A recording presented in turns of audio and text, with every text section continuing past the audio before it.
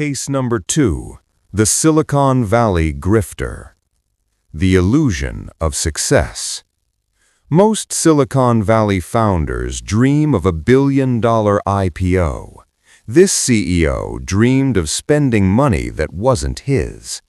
To the public, he was a visionary. To his board, he was a genius. But to his lead developer, he was a liability waiting to be liquidated. While he was posing for magazine covers, his pension fund was being bled dry to fund a lifestyle of Miami penthouses and Italian supercars. Today, we don't just look at a business failure, we analyze a total strategic collapse. Welcome to the ledger. Today's ROI of revenge: $2.5 million in stolen wages, one pierced corporate veil, and a $5 million mansion sold at a sheriff's auction. Let's look at the books. Phase 1. The FinTech Mirage. The company was called AeroSave. Their pitch? An AI-driven platform to democratize savings for the working class. Our protagonist, the architect, was the one actually writing the code. He wasn't just an employee, he was the backbone of the IP. But in late 2024, the narrative started to shift. The CEO, a master of high-level gaslighting, announced a reinvestment phase. He asked the core team to defer 40% of their salaries into restricted stock units, RSUs. He promised them that when AeroSave hit the market, they'd all be retired by 30. In reality, he wasn't reinvesting in the product, he was reinvesting in his own ego.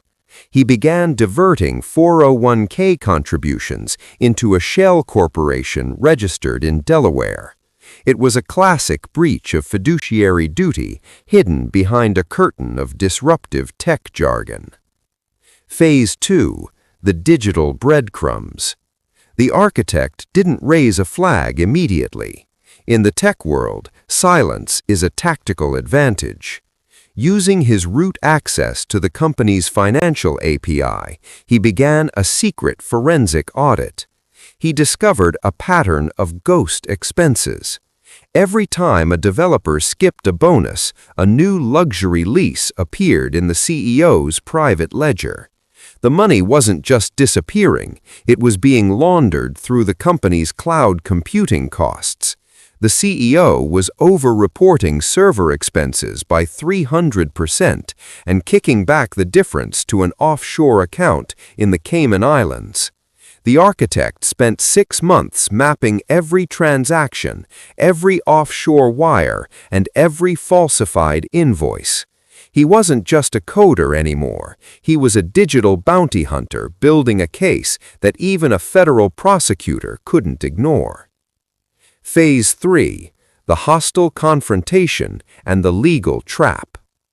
When the architect finally confronted the CEO in a private boardroom, he didn't ask for his money back.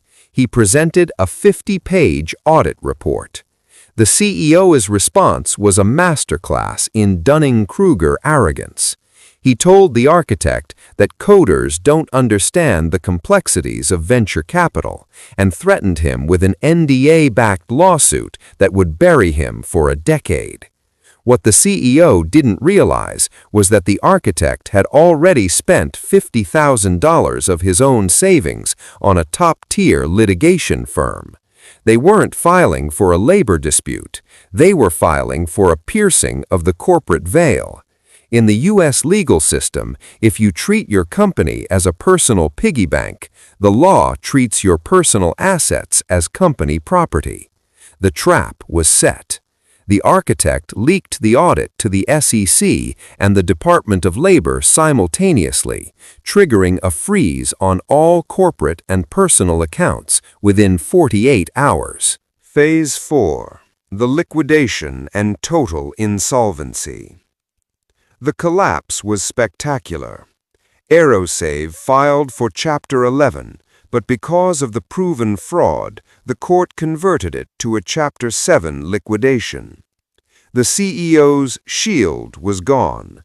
His $5 million Miami mansion, his fleet of Ferraris, and even his private art collection were seized.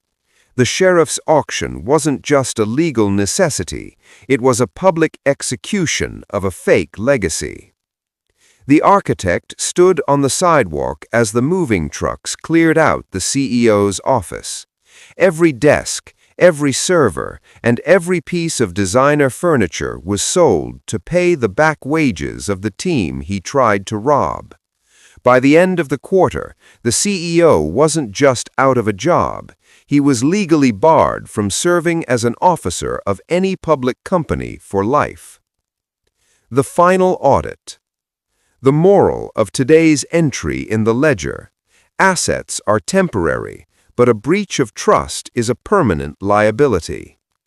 When you fund your luxury with the sweat of the people who actually build your product, you aren't an entrepreneur, you're a grifter with a ticking clock. The architect moved on to found his own firm, built on transparency and actual solvency. The CEO, he's currently learning the ROI of a long-term stay in a federal facility.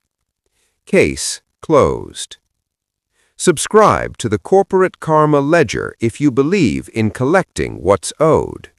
We'll see you in the next quarter. Account settled.